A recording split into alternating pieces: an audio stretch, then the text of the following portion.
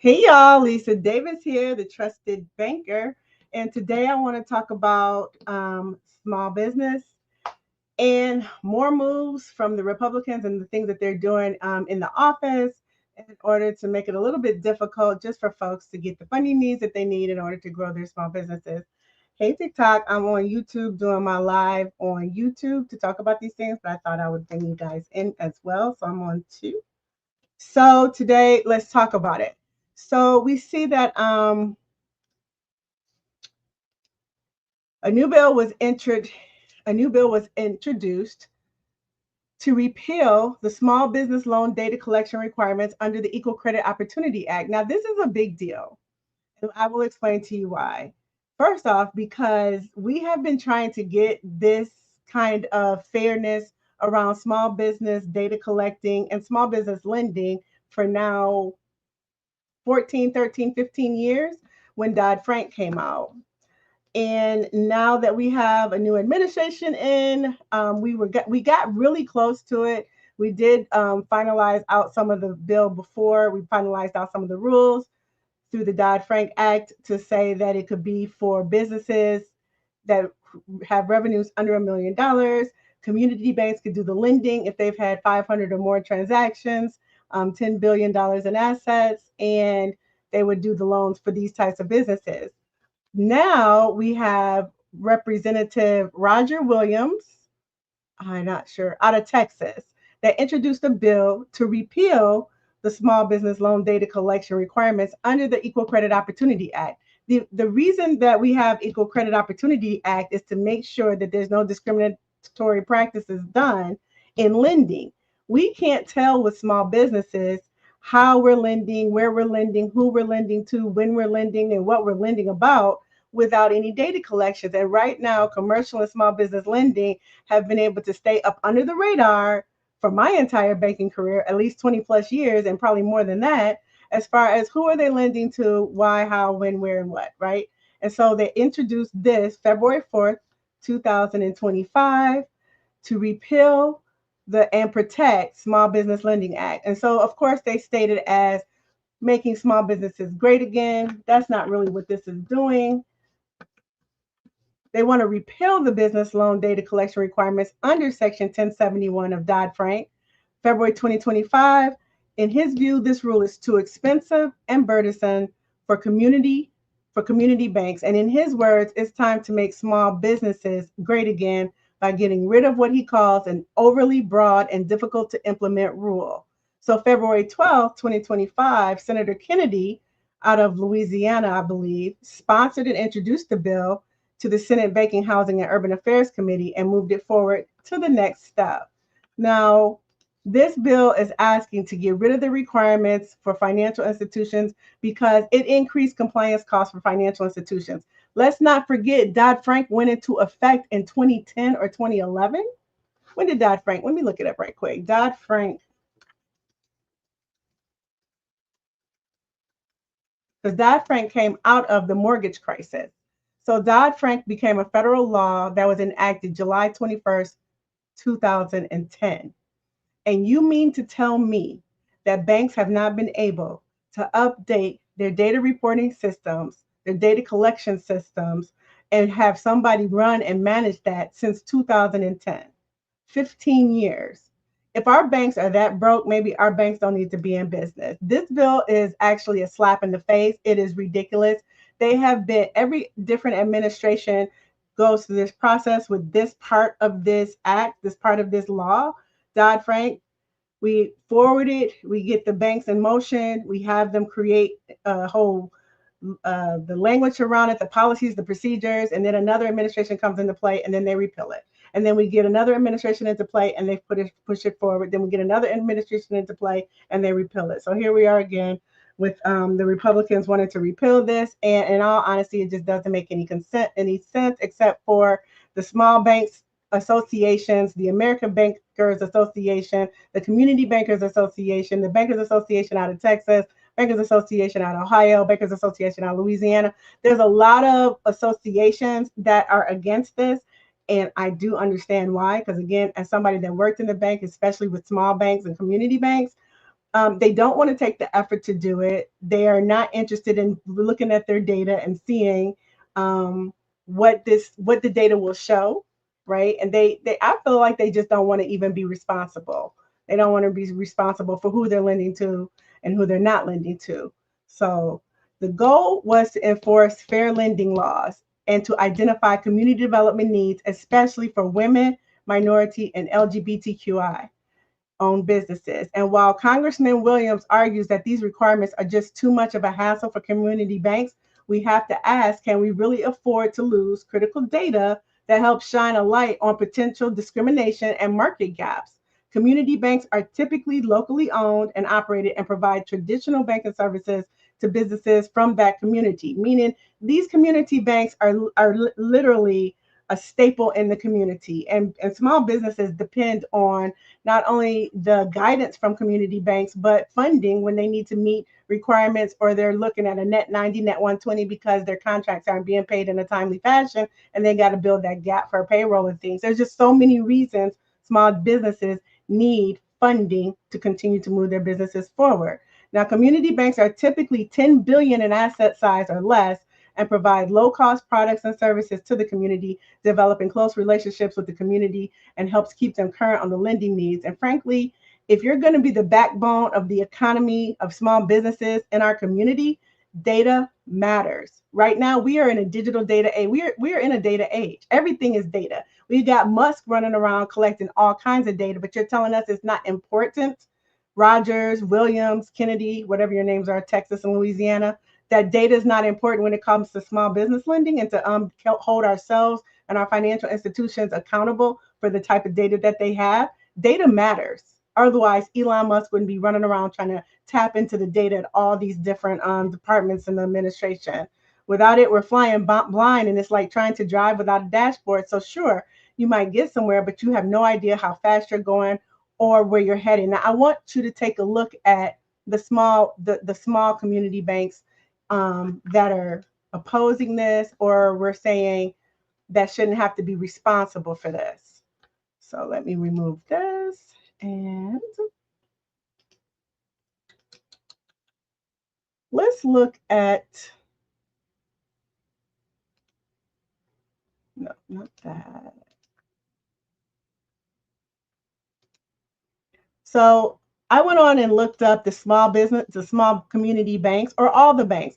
I looked up all the banks in the country, right? So as you can see on this report, it says deposit market share results. So what I'm going to tell you is of all the banks in this entire country, right? 4,549 banks, federally insured banks, right? FDIC insured. We're going to look at the deposits, right? Because how many banks are trying to push forward that they don't want to lend and fund our small businesses, especially minorities, women, and LGBTQIA, right? So I pulled this report, and as you can see, the report has all the banks, right? 182 pages. 182 pages totaling 76,000 bank branches. This number down here represents bank branches, not the amount of financial institutions. And this right here represents the total amount of assets these banks carry, which is $17 trillion. $17 trillion in deposits of Americans. And you're saying that small businesses can't get a loan because why? Because we don't want to collect the data. Let's give them a grant so they can afford to get the data collecting tools and hire somebody if banks are that broke, right? But so I took this and I drilled it down even more so that we could see where are the community banks that are saying that they don't want to participate in this. So we can remove that.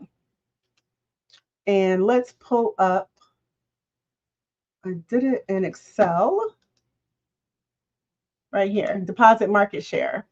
So now we're going to look at the deposit market share for all these banks, but 10 billion and under, or 11 billion and under, right? These are all the banks in this country that are 11 billion and under, meaning they qualify for community banks in all 50 states. These are all the banks that want to opt out of lending to our small businesses. These are all the banks. And understand when it comes to small businesses with revenues under $1 million, these are the type of banks that these small businesses build relationships with, they trust, and they want to make sure that these banks have the ability to lend them monies again, to meet their needs. So how many banks is this? I can't even finish it up, right? Out of the 74,000 total banks, let's see. Let's get back to the top because I did add it up. There's 34,460 bank branches that want to add or opt out. 34,460 bank branches that don't want to lend to small businesses. And that these two Republican senators are representing, saying that 34,000 community banks in this country would prefer not to have any data collected on the loans that they're doing. Let that sink in, right?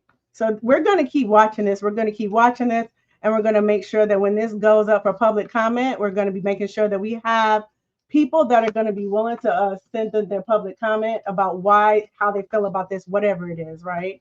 So let's talk about the small business lending and data on this subject. Hot mess, but this makes it nearly impossible to compare products over time or across different providers. And if that's not enough, when we look at the demographics, nearly 1/3 of all these businesses are minority owned, and more than 1/3 of that are women owned. Yet these groups often face tougher challenges when it comes to obtaining credit.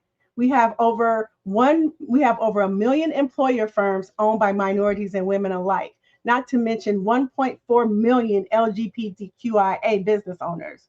But because of the lack of good data, policymakers struggle to determine whether the decline in bank lending before the pandemic was a general trend or if it hit certain groups particularly hard. We found out with the PPP loans that it was a ton of banks that were willing to do the PPP loans and do it for different types of groups of small business owners. But now we can't tell anything. And without this clarity, efforts to support these businesses effectively are like throwing darts in the dark. So, why is data collection essential? Data collection isn't just a bureaucratic exercise, it's essential for enforcing fair lending. It helps us understand who is getting credit and who isn't. Look at how the mortgage data collection changed and led us to more robust data collection that we have now, nearly knowing now we know, right? In 2024, data results came out for home mortgage lending that nearly 1 in 4 Black mortgage applicants get denied a mortgage. Now, that is important information to know. We wouldn't have known that if we didn't start implementing data collection for home mortgage. And we want to do the same process for small business owners because we need to know who's getting the loans, who's not getting the loans, and why, right? What kind of products do they need? What kind of products are they being offered? Are they being denied? Are they being withdrawn? Are they being decisioned at all? Like, what's going on? It didn't hurt the mortgage industry, so I don't understand how it's going to hurt the small business industry. Cutting back on data collection might seem like a quick fix to reduce costs for banks, but again, this has been a law since 2010. If banks just don't want to do it because there's no way in 15 years they haven't been able to afford to do it. So no, eliminating these requirements would mean losing valuable insight that help us identify and address discriminatory practice in the long run. That's a cost we simply cannot afford to not pay for, right? Small businesses rely most exclusively on banks for credit.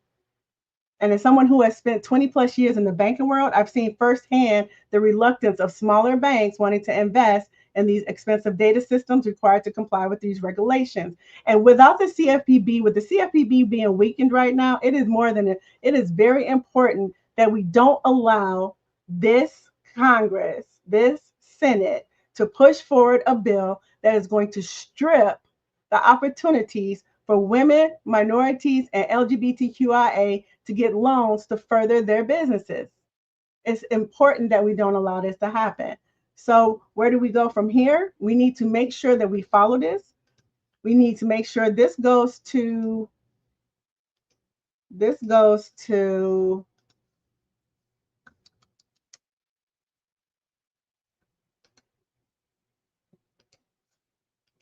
so as we can see here, it has already wait, this is the wrong one.